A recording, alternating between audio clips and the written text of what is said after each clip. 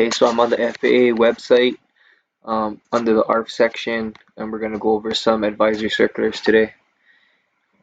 First one, advisory circular for evidence, protecting evidence at the scene.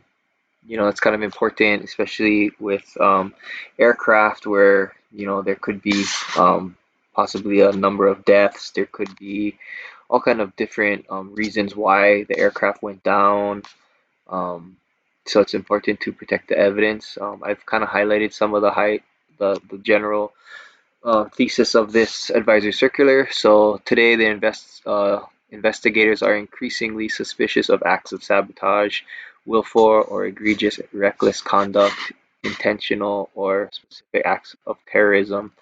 So since 9/11, you know, all our airports are at high alert. We have TSA, we have all these different mechanisms in place to stop terrorism.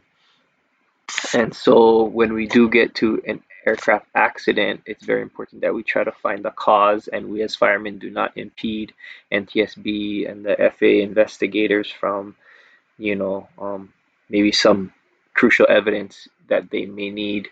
But if we are careless in our jobs, then we might, you know, cover up some evidence that could be helpful to their case. So this is not to imply that during firefighter operations, wreckage may not be disturbed, but it should be kept to a minimum. So, you know, that's good. So we want to be able to do our jobs first and foremost, and then just in the back of your mind, know that there's things after we're done that need to happen. So we're only the beginning of the story.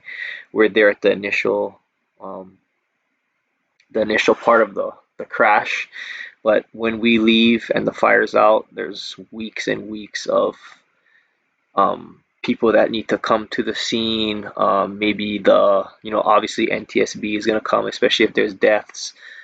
They're going to take their pictures and try to figure out what happened. FAA investigators, like I said before, they're going to be at the scene. The manufacturer, so whatever aircraft it is, if it's whatever airlines it is, they're gonna be trying to figure out if it's anything to do with, maybe it was it the pilot error, or was it something mechanical, the engine failed. So all these, whoever makes the engine, you know, if it's Pratt and Whitney, they're gonna come in and they're gonna look at the engine and see, you know, basically to find out who's at fault is what they're trying to do. So NTSB regulations are saying that, you know, we pertaining to the preservation of aircraft wreckage allows for the removal of aircraft components to the extent necessary to remove persons injured or trapped. So this is saying that NTSB is saying you can move them if they're injured and trapped. If you need to move evidence and stuff to protect the aircraft from further damage, you can move things.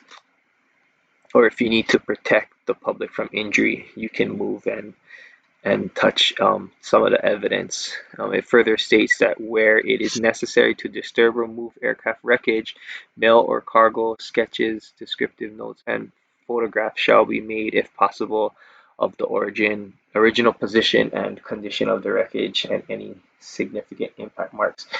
So if there is maybe an investigator on scene, fire investigator, or some officer that has a camera, you can maybe take pictures if you know that, hey, this looks kind of important, but we need to move it because of those three things above, you know, person trapped. You know, you could take a quick picture or at least note it, at least, you know, take a good look and note it how it looked beforehand so you can explain it back later. Further on, it says firefighting operations should not be delayed. That's important in order to prepare such sketches or photographs. So it's not a primary thing that we need to worry about. We need to worry about putting out the fire and saving lives. So it's good to make sure you really take note of this sentence. Firefighting operations should not be delayed in order to prepare these photographs. Firefighters or rescue personnel should attempt to remember the original location of anything that was moved during the firefighting and rescue operations as soon as practical. Keyword, as soon as practical. All personnel should document in writing all their actions and activities during their involvement in that accident. So, you should make the documentaries available to investigative agencies. So it's good to, like, as soon as you get back, you shower, as soon as you possibly can, you want to be able to document and write down in any call. You want to be able to hot wash right after it happens so that it's fresh in your mind. You don't want to wait, days and days and then, oh, I think this happened. It's like you should immediately write it down. If, talk about it, write it down, see what you could do better and document it so that, when if it happens again, you can be better than you were the last time. So setting up security to limited access to the wreckage area. So that'll stop, people that don't need to be in the scene messing stuff up or touching stuff. So we have Securitas at the airport. You'll have your police departments come in, and they can, just keep the public away um, while all of us are doing our jobs to keep the people safe and triaged. So after the fire is extinguished, activities around the wreckage to a minimum, and during operations, reduce the risk of disturbing any unexploded or secondary devices. So you never know if there's a bomb in the airport or whatever caused the fire. You just want to limit your activity as much as possible. Operations, saving of aircraft occupants' lives is the primary objective. Always, always, always. Um, Careful preservation of cockpit instruments, controls, areas of primary structural failure. Any changes made in after action documentation should be noted. So yeah, just if you are in an aircraft, take note of anything that looks out of the ordinary. I mean, it could be a huge wreckage with just suitcases and wires. It's gonna be a mess. Um, but if you can carefully preserve those instruments, it could tell a story later on. To assure complete fire extinguishment and accountability of all persons, firefighters make a thorough examination of the aircraft cabin and storage compartments. So during salvage and overhaul, you just want to, document any items essential for preservation for the follow-up investigations. Um, Photographic coverage of the accident scene must be accomplished.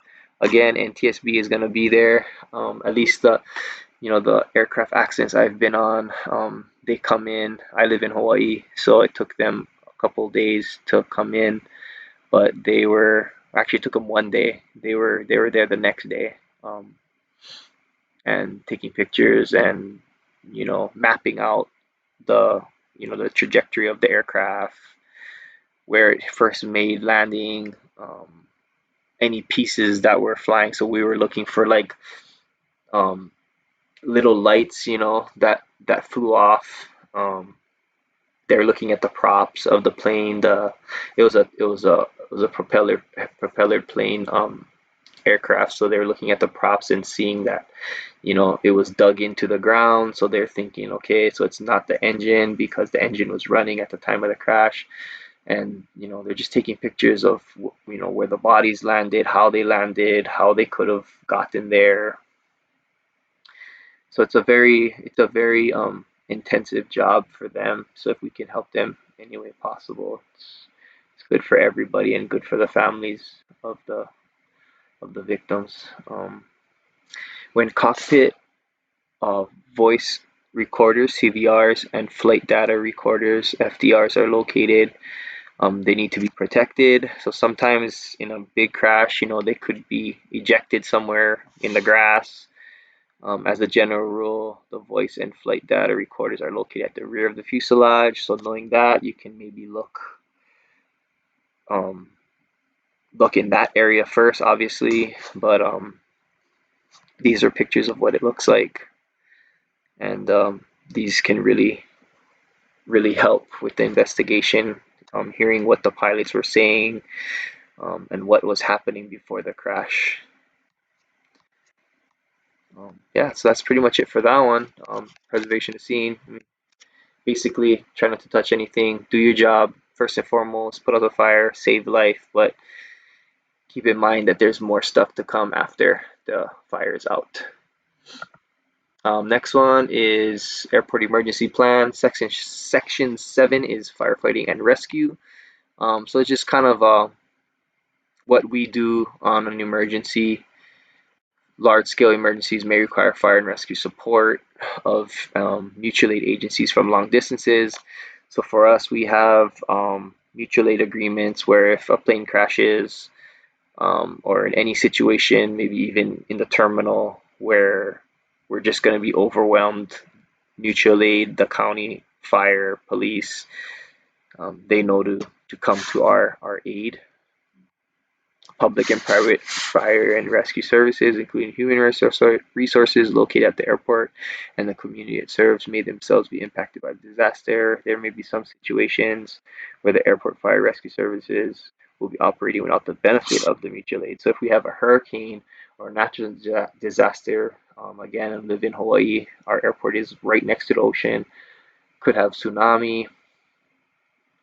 Um, the county is going to be in the city, helping out the people there. So we may not have the help. Everybody's going to be busy. So this is just saying, like, it's good to think about it as a fire department, as an airport fire department. Um, how could we do our jobs without a mutual aid support, um, using our trucks, our equipment, and knowing all of our personnel and all our resources on the airport? We are kind of a city in ourselves, so it's good to just kind of think of those things and what you could do and how to plan for it.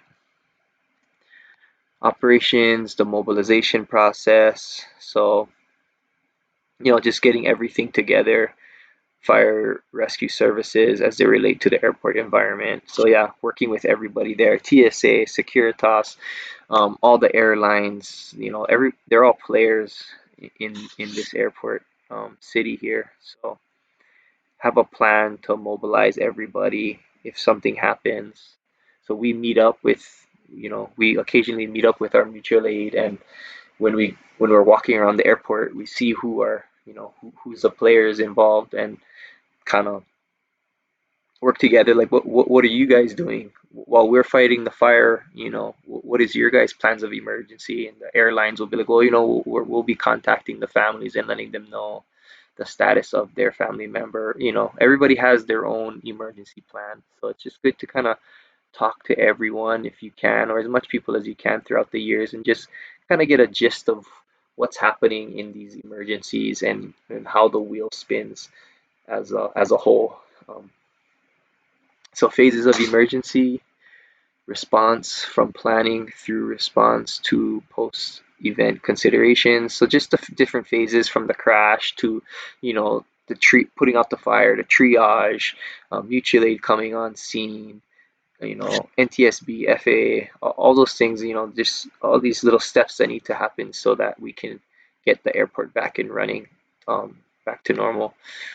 Interaction with other emergency response organizations. Again, yeah, working well with your mutual aid partners.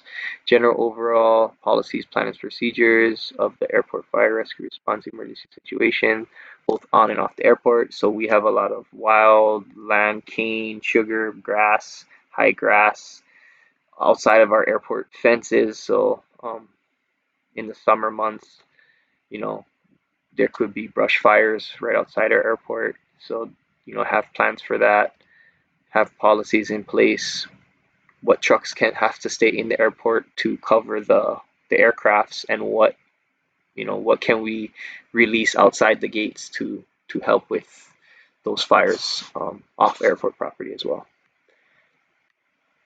Process for coordination, overall airport FAM and training, knowing your gates, especially in an emergency situation. You have to know what gates go where, um, where would the aircrafts most likely land, where could they land, and that all comes with just driving around your airport and making sure you know what keys are for what gates, what radio channels, you know, are talking to which organization, and then also knowing all the pieces in the airport as far as all the players and what they do and how they can help provide grid maps.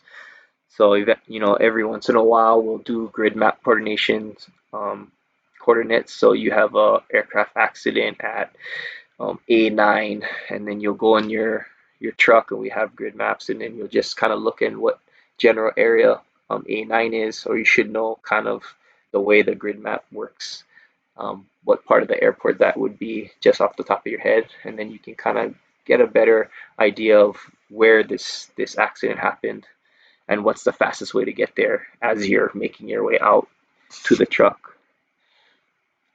Incident command system to be used, yeah, so ICS and how everybody plugs in into that system. PIO, that's not us. Usually it's going to be a chief or our airport manager. They'll be talking to the news. Maintain chronological event log. Um, Usually we kind of have that covered as well in our logs. So when things are happening, it's being recorded, and then also we just have either the tower, we have their tower log that we can listen to later and see what time things happened. Provides traffic and personnel access control. Assists in identification of any fatalities.